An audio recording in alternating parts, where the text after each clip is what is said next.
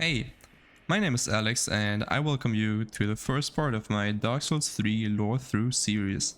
Here we're going to be exploring the lore of certain characters from the Souls games in an immersive way by role-playing as them. These games, after all, are RPGs when you think about it, so I'm trying to highlight this aspect while at the same time using it as a method to learn more about the characters of this world. So we're gonna be tracing or retracing Siegward's steps while playing as him in this series, well, in this first part at least.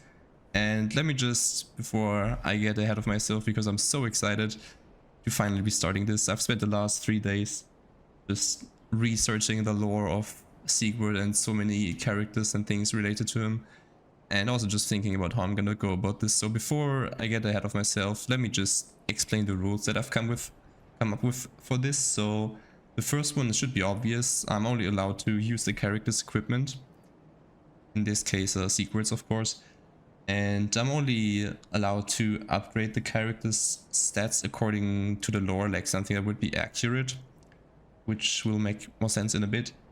And of course another rule, well, I guess it's also kind of the goal, is to investigate items connected to the character as I find them, and to follow quests of NPCs related to the character. Which NPCs that are, we're gonna be finding out as we meet them. And another rule is, I've called it what would the character do. So as this is as we are role-playing as him, of course I always have to think like, what would Siegward do in this situation and stuff like that. Pretty self-explanatory. And lastly, another rule is just the benefit of the doubt. So what I mean by that is, for example, there's some things that you cannot really discern just from like looking at Siegward in-game, right? So you see that, for instance, he's wielding the Zweihänder as his main, as his favorite choice of weapon, but you cannot really see if it's infused at all. Maybe it has a raw infusion, anything like that. Of course, there's some things that you could see, like it's certainly not infused with a poison gem, because then you would see the poison buildup. But you know, there's some things that you cannot really tell just from looking at Siegward, or also like if he's wearing any rings that don't like give away an effect. So I just added that as a little rule to give us a little bit of room to play with. For instance, I think I'm gonna be going for a heavy Zweihander when I find a heavy gem. But yeah, so let me explain the equipment. First, the sword should be pretty obvious. It's a Zweihander, awesome German name, and you see him wield this pretty much throughout the entire game. Then he also has the Storm Ruler, which he wields in a fight against Yorm if you do his quest, which of course we're gonna be doing, so that's gonna be exciting. Then next up is his Pierce Shield, also really iconic, obvious choice.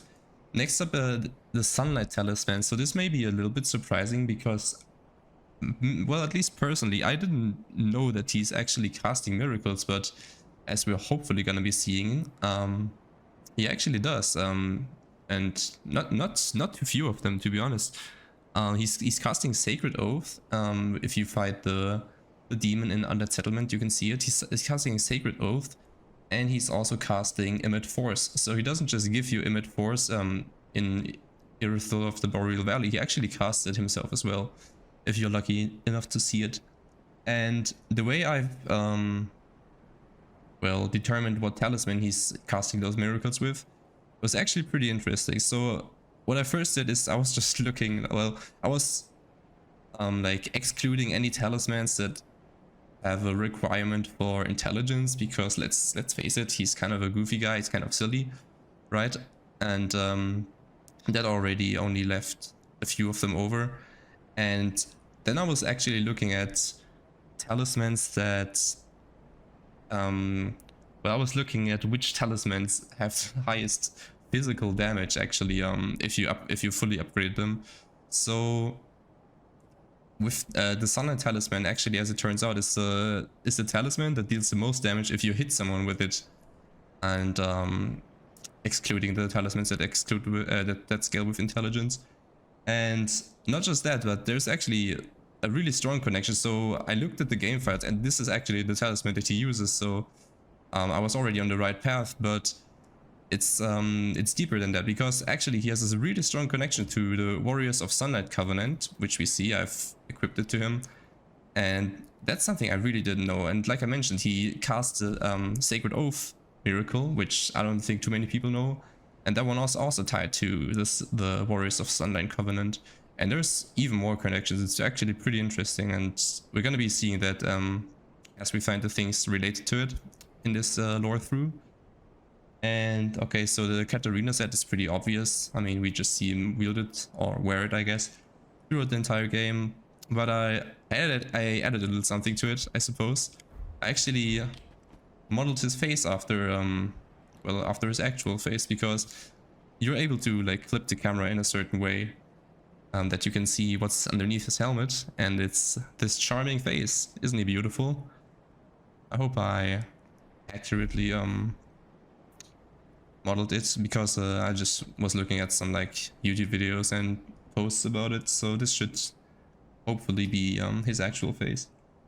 And the Warriors of Sunlight Covenant are already mentioned, and besides that, just the 2 miracles that he's using. And I should mention that we are gonna take a closer look at all the items that I already have here. For instance, we're gonna be taking a closer look at them when we do find them in game, because I don't want to like spoil everything now at the beginning that I've modded myself to already have this equipment from the start. So yeah, I've made a list of all the items that are gonna be relevant to this lore through. And yeah, I've also, of course, given him his classic Zeke boy. I've given him 3 of them because you get 3 from him in the game, but I'm gonna be taking them out for now because I don't want to waste them. And I'm also gonna be taking out the Storm Ruler because we're gonna be talking about the stats now. So this was a little bit more difficult.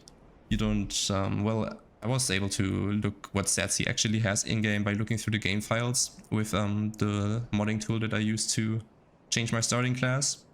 But there's actually different like presets for him, because you meet him at different points in the game, of course, so he's gonna be stronger later on. So I had to think like what his starting attributes could be. So I modeled him after the DS3 starting class of the Knight. So for instance, he has 12 Vigor, which is just a normal Knight starting class Vigor. I've given him 14 attunement because this is actually, well, Sacred Oath needs 2 slots to be able to be equipped as a miracle, and with 14 attunement you get 2 slots. And 11 endurance, which is just the starting, the Knight starting class endurance. I've actually had to give him 39 vitality because, let me tell you, his armor is heavy, and Zweihänder of course as well. So I've calculated it all. As you just saw, I did a medium roll, and if we look at our weight ratio at the top right, it's 69.2%. This is barely, well, I guess a bare minimum to be able to do a medium roll with his armor and his sword and shield and talisman on, so without the Storm Ruler, because I didn't want to go too hard on the vitality. 19 strength, this is just a minimum requirement for the Zweihänder, same with 11 dexterity, 9 intelligence, starting class again, and faith 28, because it actually takes a whole 28 faith to be able to cast Sacred Oath. And yeah, 7 luck. So I hope I didn't forget anything before we actually finally start moving on to, well, I guess the first boss, because we can just pretty much rush through him. There's not gonna be too many interesting things before Iudex Gundyr. I just wanted to mention that part of the inspiration for this series was a series on YouTube called Dark Souls 3 Let's Talk Lore by a Canadian guy called Aegon of Astora. And I'm of course going to be leaving a link to that, and I mean all the resources that I'm talking about. Hopefully I'm going to remember to leave it in the description.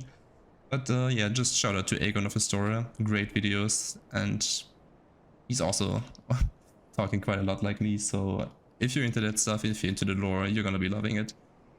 And I'm just going over my list right now. I don't think I've forgotten anything, so I can just pretty much go straight to the first boss. It's gonna be picking up our Ashen Estus Flask here. Actually, when I was looking through the game files, Siegward seems to be having an Ashen Estus flask as well, but I don't think you actually see him use it, so that's curious. Matter of fact, I'm not sure. I think it's because the NPCs in this game kind of have like infinite stamina and I guess FP as well, so you don't really ever see them drinking out of the Ashen Estus flask. Alright. Oh, and we just got the rest gesture, just for the fun of it. I guess I also managed to give ourselves this, the 3 gestures that you get from Siegward throughout the game, which is Toast, Sleep, and Rejoice.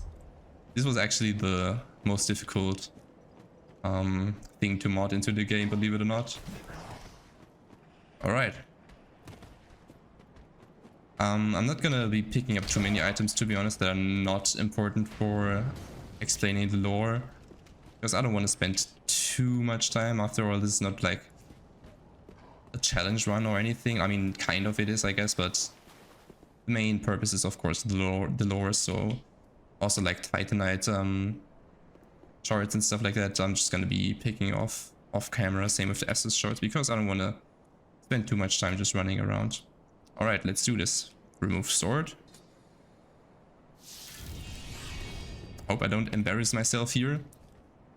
I can proudly say that I've never died against Iudex Gundyr. I've always first tried him, even on my first Dark Souls 3 run.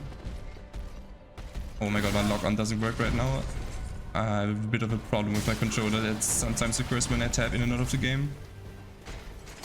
But it should be fine. That being said, there is a first time for everything. Can you actually repost them? I don't think you can. Alright. So far just one hit. Well, I gotta say it is pretty annoying that I cannot log on right now. Enemies also seem to stagger pretty easily with the Zweihander. So early on it's pretty strong, I gotta say. Alright, just one hit. Pretty good performance. So far he's doing pretty good. And we get the coiled sword. So actually, this may surprise you just a little bit. Iudex Gundyr does have some, oh my god, the face, does have some lore connection in a certain way to Siegward, which we're gonna be taking a look at in a second. I forgot to light the bonfire.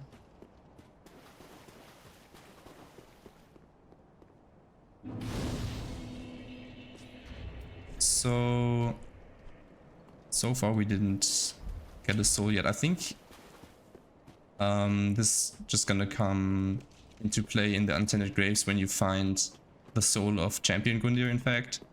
So, oh yeah, I'm also not gonna be doing all the bosses in this game because I just think it's kind of a waste of time. So I'm just gonna be doing the normal bosses, I guess, that you need to do to be able to beat the game, as like the challenge side of this run. And I'm also going to be doing the Curse World Great Wood, even though it's optional. I just would like to be able to, you know, read the item descriptions for the boss souls and stuff like that. So yeah, besides that, it's pretty much just the standard bosses.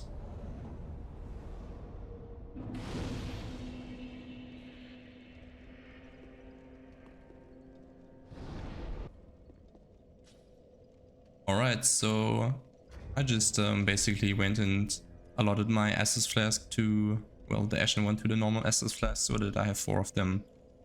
And yeah, I didn't change my spell. Well, I have 2 slots right now, but because Sacred Oath takes up 2, I would need to get rid of Emit Force right now to be able to use Sacred Oath until I have a bit more attunement for 3 slots. So right now I'm just gonna keep Emit Force to maybe have some fun with some of the enemies in the High Wall of Lorethrough, which is gonna be our next location. But before we get there, let's just talk a little bit about what we already know so far. We know the name of our character. It's Siegward, of course, Siegward of Katarina. The second part, Katarina, we're gonna be learning quite a lot more, actually. I was able to learn a lot about the kingdom that our protagonist, I guess, in this case, hails from. But yeah, his name, Siegward, or Siegward, or however you want to pronounce it, does have a very obvious German origin, and I happen to be able to speak German, and so this was a bit more obvious for me. But some of you maybe don't know it, so let me just explain. Sieg, the first half of his name, means victory in German, and I guess it could also just be the prefix of the word siegen, which is the verb for winning. The second part of his name may be a bit more, I guess, complicated, but basically it boils down to Vordt or Vordt, however you want to pronounce it, being I guess a word of Germanic origin. Like a lot of Germanic languages, English being one of them, do have words that have Vordt or Vordt as part of it. You still see it to this day, for example, in a word like warden. So basically it just means like to guard something, or I guess being a guardian. So we have victory with Sieg and sort of like guardian with Vordt. I'm not too sure about the second part yet. Maybe we're going to be finding it out later, but the Sieg part that he also shares with his well, possible ancestor from Dark Souls 1, Siegmeyer of Katharina, does make quite a lot of sense if you think about it. We're gonna be seeing more about that later, but yeah, these Knights of Katharina are described as being very proud and, well, hopefully victorious as well. And yeah, they have that pride of victory as part of their name. In matter of fact, all of the knights that we know from the Kingdom of Katharina do have this prefix in their name. Same with the daughter of Siegmeyer. Sieglinde of Katharina, of course. So yeah, let's just head straight to the high wall. Alright, so I mentioned that there's also a connection between Gundyr and Siegward, in fact. So we're not gonna be fighting Champion Gundyr in this playthrough because the Untended Graves, I don't really think they're connected with Siegward, to be honest. But we do find Gundyr's armor set in the Untended Graves, so I'm gonna be reading the item description for that real quick. Ancient armor of a set of cast iron armor belonging to Champion Gundyr, modeled after a former king. Gundyr, or the belated champion, was bested by an unknown warrior. He then became sheathed to a coiled sword in the hopes that someday the first flame would be linked once more. And the item description of the coiled sword that I forgot to read in this playthrough, but it reads: sword missing from the shrine bonfire, cannot be equipped as a weapon. Thrust into the shrine bonfire to restore its power and enable travel between bonfires. This sword is only bequeathed to chosen Ash, as judged by the Iudex, who awaits the arrival of Ash as a scabbard. So Iudex, the first part of his name, is actually the Latin word for judge. So the role of Iudex Gundyr in the story is that, as described by the items that I just read out, is that he is essentially a judge for all the unkindled in the Cemetery of Ash. He's essentially fighting the unkindled, who are nameless, accursed undead, who in their past life tried to link the first flame but failed in doing so and were buried in the Cemetery of Ash. He's fighting them to see which one of them is strong enough to, you know, make it further and perhaps link the flame again, because that's the whole story of Dark Souls 3. You know, the Lords of Cinder aren't returning to the throne, so an unkindled has to do the job. So Iudex is seeing which unkindled are perhaps strong enough to fulfill this duty, and as a matter of fact, Siegmeyer describes himself as one of the unkindled. He's actually one of the few NPCs in this game, aside from the player character, who we do know to be an unkindled. So as he describes himself as an unkindled, and we find him in, well, throughout the game, right? We can actually deduce that he did overcome Iudex Gundyr, because he must have too once woken up at the Cemetery of Ash as an unkindled and made his way through there to end up in the world of Lothric. Alright. Let's proceed.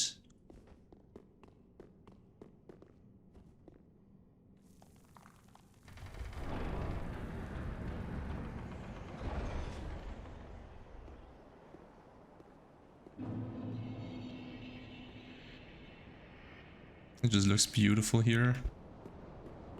Dark Souls 3 is such a beautiful game.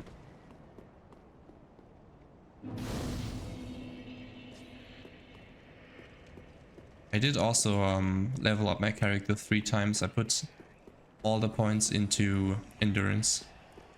I've learned from my last run. I was just doing a faith-based run, and you have to level so many stats for, well, I guess miracles to be useful, that I didn't end up leveling my endurance a bit. So I already have almost more endurance now than on my 130 soul cell 130 or whatever faith builds, which is pretty funny. I have I think 14 endurance now. So we're just gonna be grabbing the binoculars here. They're just gonna be pretty useful, I think, for what we're intending to do with this run. I'm gonna take a close look at the item description, but I don't think it'll say anything useful. Binoculars made of brass, used to peer at distant scenery. The utility is singular, but the applications many. The value of these specs depends greatly on the imagination of their owner. Well, that's pretty interesting, I guess. Yes, we need quite a bit of imagination to be able to, well, figure out the lore of these games. Because not everything is given to us straight up. You have to, well, figure out a lot of it, right? So I guess that's kind of connection there, I suppose. Alright, you are annoying. That's why it just does so much damage early game. We're gonna be heading straight for the next bonfire. And close by to that one will be our next point of interest. I hope the dragon doesn't hit me here. Actually, I've never quite just immediately sent it through here. This is not how I usually play these games, by the way. I just want to make that clear. I usually explore every tiny bit. Alright, I probably should have taken care of those guys behind me, because the Lothric Knight here might make our lives hard. Or he just straight up ignores us. That's alright. This guy on the left won't ignore us, I already know. Yeah.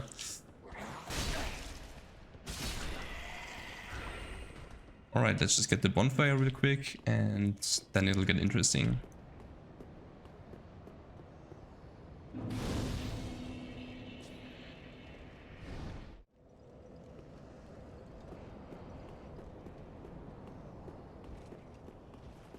So we are in search of our first friend for this Lorethrough. I hope I remember the location, but I think I do.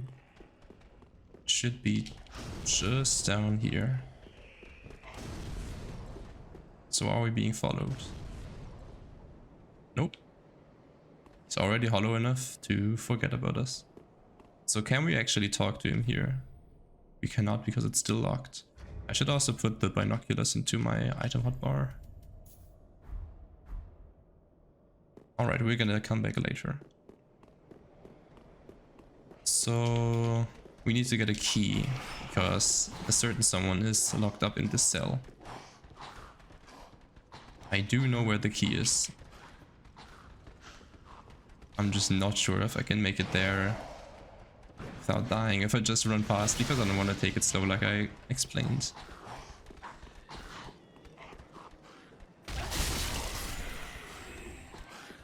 I'm just gonna ignore this puss-off man. It actually ignores us as well. Well, that doesn't usually happen to me. Okay, so I think I'm gonna take care of this hollow soldier. Oops. How curious, the puss-off man now woke up. Alright, this Lothric Knight can be pretty difficult. It's coming there, and I guess I'm just gonna defeat this hollow soldier first. Oops, so we can take him on one by one. Oh no, I do not like this. The reach on this ultra greatsword is so good. Alright, Lothric Knight. So usually when I use a shield, I do sometimes use a shield. Usually when I use a shield, I use one with 100% physical damage reduction, but wait, this one has like 93 or something, which is still pretty good for a small shield. I don't really ever use small shields, to be honest. Well, because most of them do not have that much damage reduction, but this one seems to be pretty good, even though not what I'm usually used to. Yikes, that was pretty bad. Okay, we got him.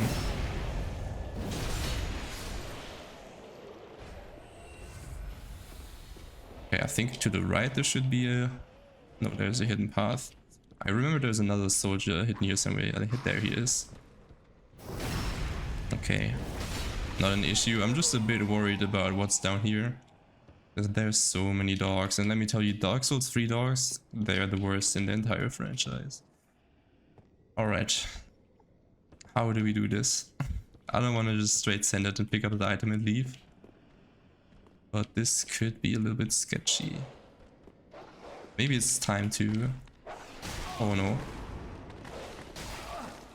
I was gonna say maybe it's time to start using our miracle for the first time, but... Nope. I think there should be another dog somewhere here. I would love to lure them out first, but... I don't quite know where he is right now.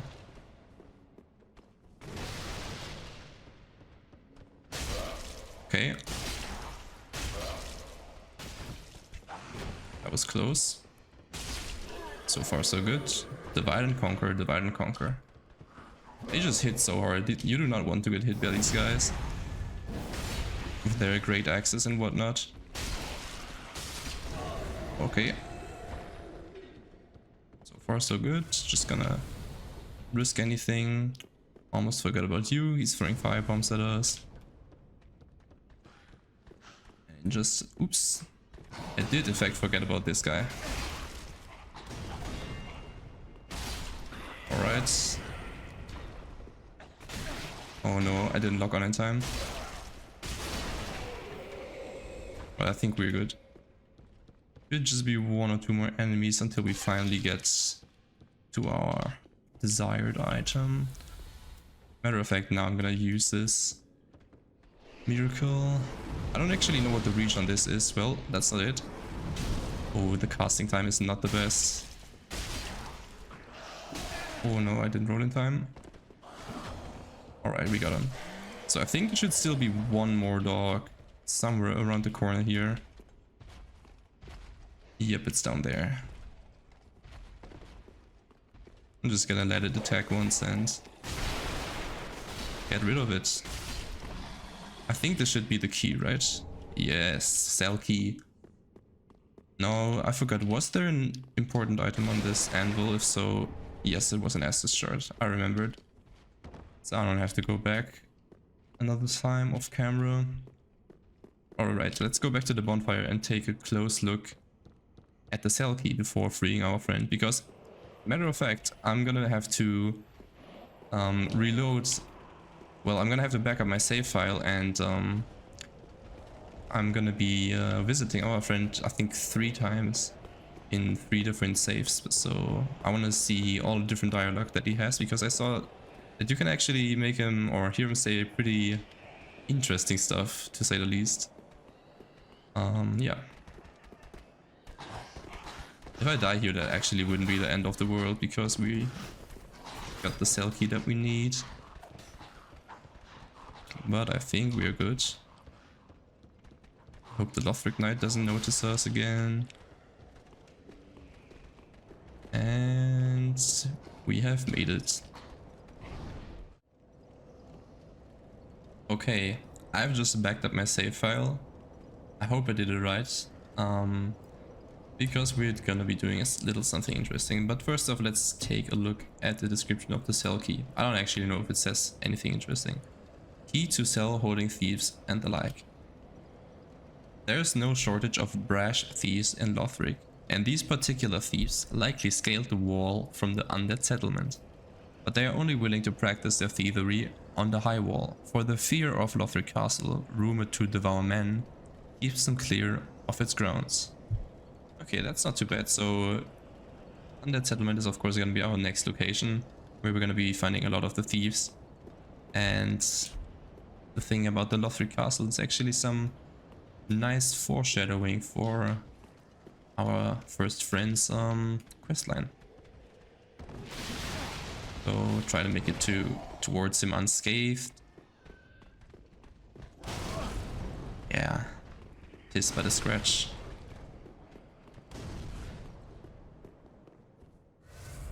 All right.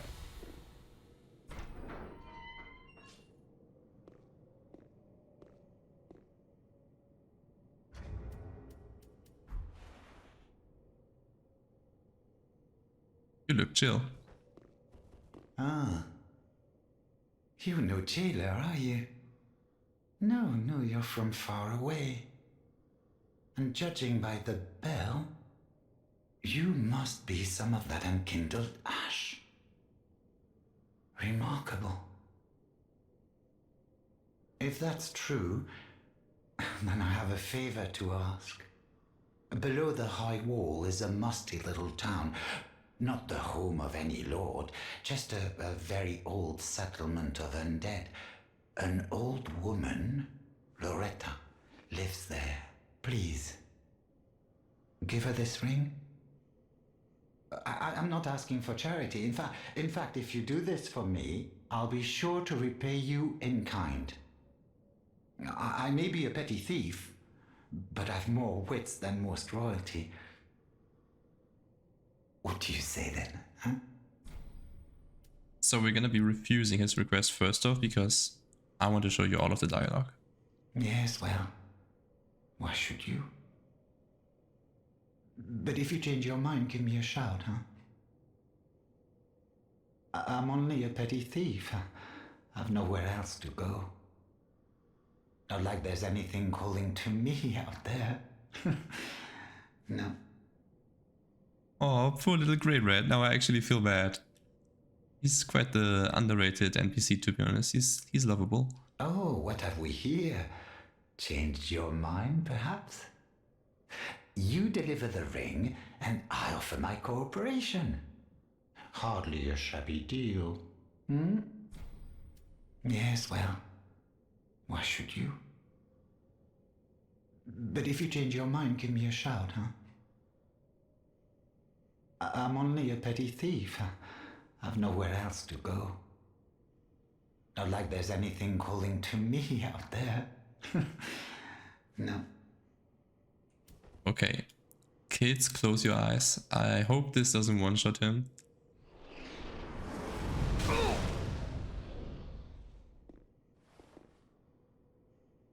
Interesting, it didn't even aggro him, or did it? Oh, what have we here? Hardly a... No, it's still the same dialogue. Not like... Well, let's try once more. Ow! Oh, how curious. Okay, I'm gonna try hitting him with my fist. Cortes, what the devil is it now?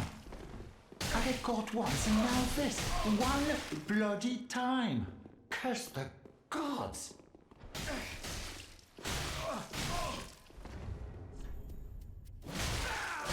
As they say, the cornered rat will lick the balls of a cat.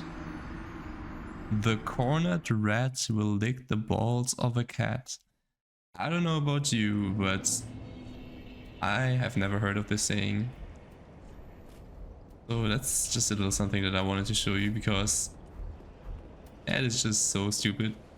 Alright, now we're gonna see what he'll have to say when we actually do kill him. When we actually do fight back. Oh, one more floor down. Provided I don't already get knocked out by these undead. Or by these hollows, I suppose. Alright, little Greirat.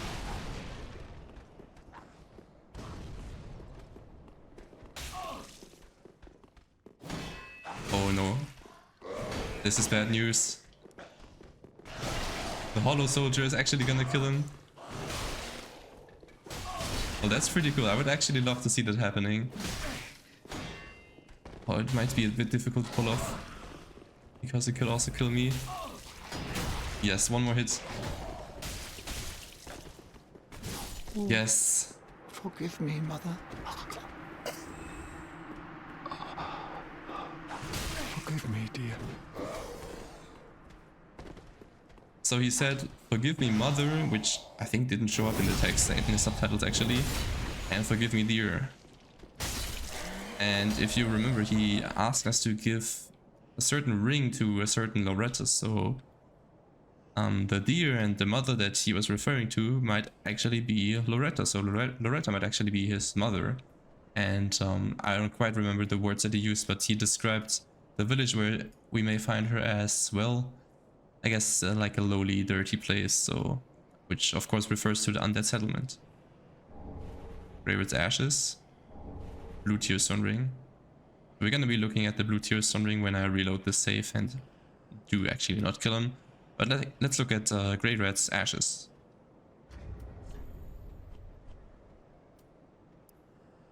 So it says here for the item effect that the Shrine Handmaid will prepare new items, of course, as any ashes really. Umbral Ash of a Greirat of the Undead Settlement. With this, the Shrine Handmaid will prepare new items. Greirat was a thief who fancied himself a martyr for the poor, which is what drove him to climb the wall. So Greirat seems to be one of the brash thieves who've made their way from the Undead Settlement to the High Wall of Lothric, but I guess who are afraid of Lothric Castle. And yeah, so it seems that he's actually also from the Undead Settlement and was imprisoned here, probably while trying to rob the High Wall of Lothric of their goods. And it seems that I don't know, like, it wasn't necessarily greed that drove him, which is maybe something that we may expect of thieves, but actually he was at least seeing himself as a martyr for the poor. So that's interesting. So yeah, let me just reload the save. Alright, I have reset my save file, so let's actually rescue Greirat this time and help him out on his request.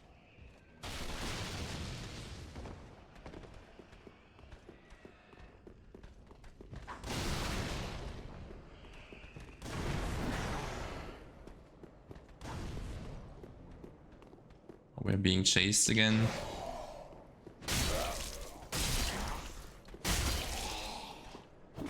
Let's have some revenge for him killing our dear friend. So, of course, the starting dialogue is gonna be the same. You're no jailer, are you? No, you're from far away. And judging by the bell, you must be some of that unkindled ash. Remarkable. If that's true, then I have a favor to ask. Below the high wall is a musty little town. Not the home of any lord, just a very old settlement of undead. An old woman, Loretta, lives there. Please, give her this ring. I'm not asking for charity. In fact, if you do this for me, I'll be sure to repay you in kind. I may be a petty thief, but I've more wits than most royalty. What do you say then, huh? Yes, of course, my friend. Very well. I humbly place my faith in you. I am Greirat of the Undead Settlement, and I promise to assist you. Give this ring to old Loretta at the base of the high wall. Do your part, and I'll do mine. Blue Tearstone ring. So let's read the description for that. Matter of fact, let's also equip it. Increases damage absorption when HP is low. A ring set with a large rare Tearstone jewel. Temporarily boosts damage absorption when HP is low. The stone is said to be a tear of sorrow of the goddess Keitha. And of course, tears are always more beautiful near death. Now, you may ask yourself what exactly this has to do with Siegward, or maybe also what Greirat has to do with Siegward. It's actually pretty interesting. So we're gonna be taking a look at actually the Dark Souls 1 and also the Dark Souls 2 item description for this ring. So the blue Tearstone ring in Dark Souls 1 says, the rare gem called Tearstone has the uncanny ability to sense imminent death. This blue Tearstone from Katarina boosts the defense of its wearer when in danger. So in Dark Souls 1 actually the blue Tearstone ring hails from the kingdom of Katarina. So there's an obvious connection to Siegward. And I guess I'm also gonna straight up read the description for this ring in Dark Souls 2. A ring set with a rare Tearstone reacts when the wearer is in danger, temporarily increasing its wearer's physical defense. Keitha, goddess of tears, mourns those who have lost loved ones by shedding pure tears of blue. It is said that the stone set in this ring is one such tear. So, it seems that from the time between Dark Souls 1 and Dark Souls 3, the way this ring is viewed, and I guess like its origin sort of, has kind of changed. And of course, a lot of time lies between these two games. And I think this is a major theme of, well, like I said, Dark Souls trilogy, how with the passage of time, certain aspects of history are being forgotten or are being, I guess, remembered in a different way, reinterpreted, misinterpreted, stuff like that. But this is really interesting. And I'm also gonna quickly read out the description. Well, I'm not gonna read it out fully, but what we just read about the blue Tearstone ring in Dark Souls 1, the item description for the red Tearstone ring in Dark Souls 1 is actually more or less the same, just the item effect, of course, of the red Tearstone ring changing, that it doesn't boost damage absorption when HP is low, but boosts your attack power. But also the red Tearstone ring in Dark Souls 1 doesn't come from Katarina, it actually comes from Karim. So the blue Tearstone ring comes from Katarina, where Siegward is from, and the red Tearstone ring comes from Karim, where Dark Souls 1 characters like Lorethrough or Oswald are from, and of course in Dark Souls 3 we also meet a lot of characters from Karim, namely Irina and Aegon, I think was his name. And the interesting thing is, in Dark Souls 3, the item description of the red Tearstone ring is pretty much the same as the blue Tearstone ring ones. It's also talking about how this stone is said to be a tear of sorrow of the goddess Keita. So between the time of Dark Souls 1 and Dark Souls 3, and with Dark Souls 2 being in the middle, I'll just quickly read out its item description of the red Tearstone ring from that game as well. A ring set with the rare Tearstone reacts when the wearer is in danger, temporarily increasing its wearer's physical attack power. Keitha, goddess of tears, mourns the undeserving dead, shedding tears as red as blood. It is said that the stone set in this ring is one such tear. So, like I said, it seems as though the things associated with the origin of the rings has changed over time. But I think something that's interesting is that, sort of, if you look at Dark Souls 1, well, I guess kind of the origin of the ring is like two sides of the same coin, or as it's been put in a very interesting blog that I've stumbled across, where I forgot the name of the person, apologies, but I'm going to be putting it into the video description. It talks about several things, but they have an entry about Karim, and there it says that, or I think it was the entry about Katarina, and there it says that Katarina is sort of like the yang to Karim's yin.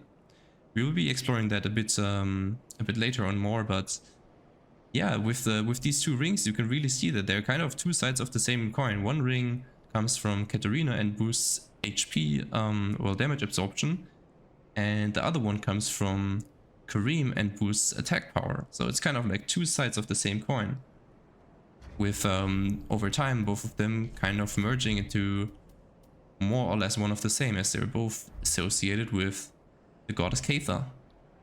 So I thought that was really interesting, and it pushes us in a direction where we're gonna be seeing Karim as also a kingdom of interest for exploring secrets. So I wasn't quite sure how and when we're gonna tackle Karim, but I think we're gonna be doing that as early as when we possibly might be meeting Irina and Aegon of Karim in Undead Settlement. Either then or a bit later. And also the red Tearstone ring, of course, can also be obtained in this game, but oh, I'm still heavy rolling. That's all the way in Lorethrough Castle, so I just decided to read the description out now, because it's relevant here and looks like I'm about to die.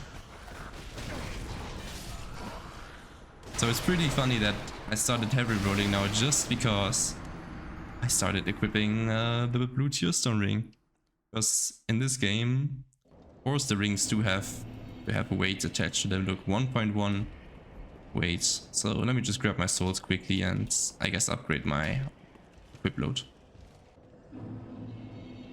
Alright, I have upgraded or leveled up my vitality once, so now that we medium roll again with 69.8% weight ratio, so we're gonna be having to upgrade it once more as soon as we get the chance to, or as soon as we find another ring rather. And I have used my Estus shard that I found to get another Estus flask. So with the blue Tearstone ring and Greirat taken care of, we can honestly just straight up make our way to the first boss of this area, or the last boss of this area, however you want to see it. Because that's pretty much everything taken care of that it's gonna be of interest to us.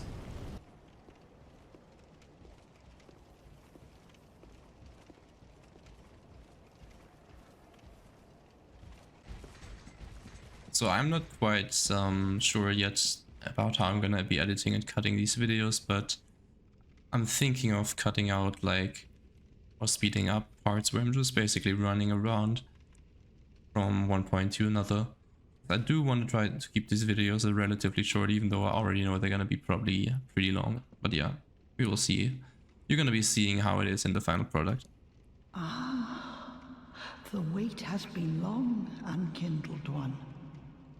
I am Emma, High Priestess of Lothric Castle.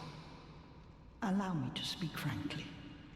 You will not find the Lords of Cinder here. They have left, gone, to their journey homes converging at the base of this castle. Head to the bottom of the high wall, forge on through the great gate, and raise this banner to proceed. Small Lothric banner. I don't think the item description for this will be too interesting. Small banner held by oh my god, I cannot speak. Small banner held by Lothric messengers. Hold up outside the main castle gate to be greeted by an escort. When the high wall appeared, the path to the undead settlement was blocked, and messengers came bearing this banner. They were sent out with a duty, but had no way of returning. Thankfully, we do have a way of returning by way of bonfire. I remember this run back when I was doing Dancer of the Boreal Valley on my very first DS3 one, which was also my first Souls game ever. It was so bad. I just kept getting hit by those Lothric Knights. It was so annoying. Alright. Vordt first try, what do we think?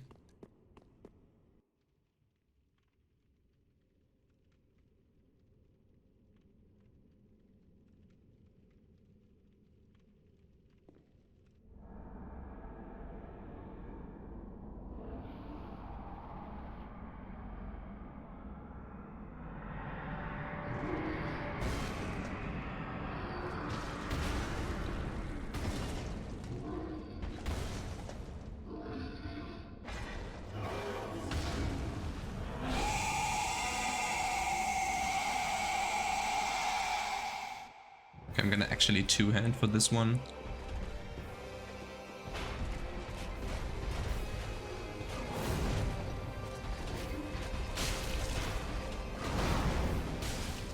Oh, the stamina consumption is so high with this weapon.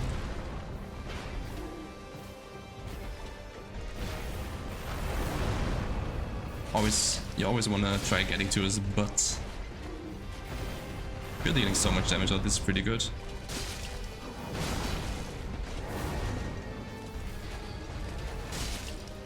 I wonder if my fat armor is making it harder for me to get behind him or under him.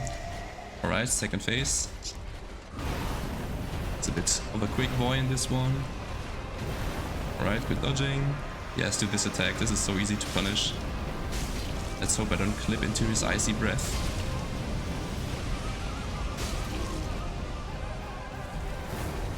Kind of an unnecessary heal, but whatever.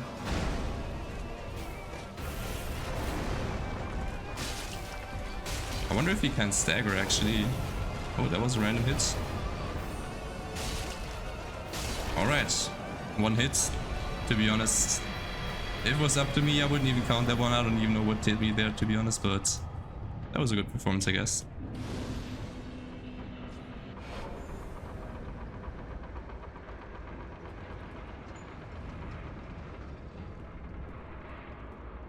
And with that, we are already done with the High Wall of Lothric as far as I'm concerned.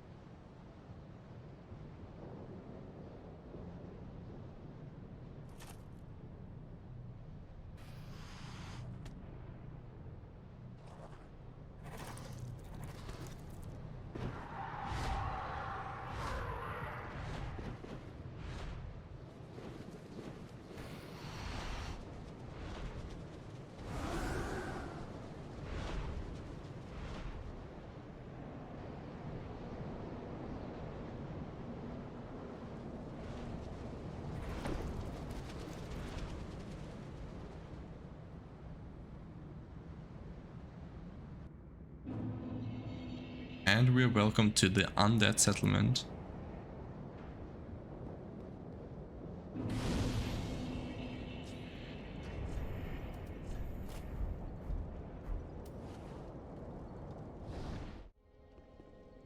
So I've just collected a few items, mainly upgraded my Zweihander to +1 and upgraded our Vitality 3 times, just to make sure we can equip 4 rings later on. I think we might have enough now for the rest of this playthrough in terms of Vitality. But I almost forgot to talk to Greirat before proceeding his questline in the Undead Settlement, so let's see what he has to say here, or we may or may not find Loretta. Oh, hello, you're back. And in one piece. Well, now it's time I do my part.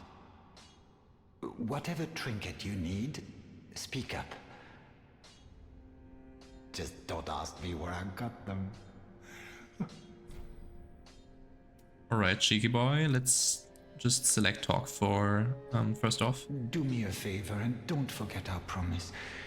Give this ring to old Loretta at the base of the high wall. A nuisance, I know, but it will help me tie up some loose ends.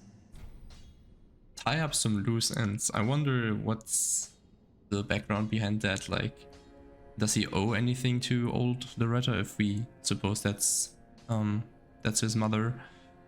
I don't know, I wonder. Maybe anyone has an idea. I would be open to hearing more about that. Let's see what he has to sell.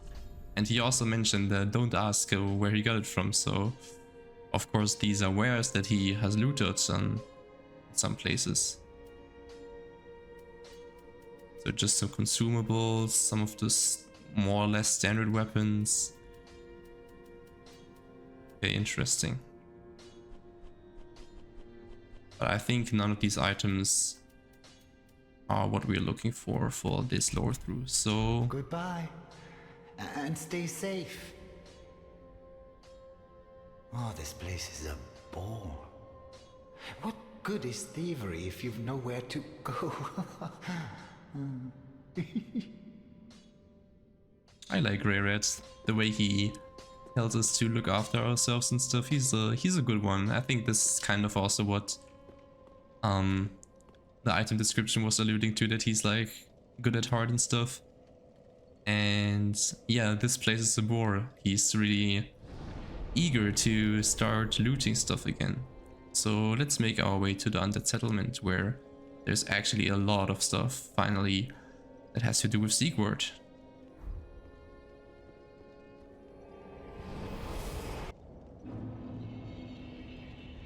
It's now been a few days since I recorded the footage of what you've seen so far, and I just got done editing it all. I don't want to have these videos be too long, and we're already at the 1 hour mark, so I decided to start with the Undead Settlement in the next episode. This first episode hasn't revealed too much about Siegward yet, but in the next one we are going to find a lot of his traces, and they will eventually lead us to him and also to this guy, the first of many giants that have a connection to Siegward. We'll also dip our toes into the realm of gods such as Gwyn and Velka, and talk more about the connection between Karim and Katarina. Greirat will continue to be of interest, and his connection to Siegward will become even clearer, but more about that next time. Please let me know of any feedback you have down in the comments, whether it is about what I've talked about in this episode or just generally about making these videos, as it's my first time doing anything like this. Please also like the video and subscribe to my channel to support me, of course, and besides that, long may the sun shine.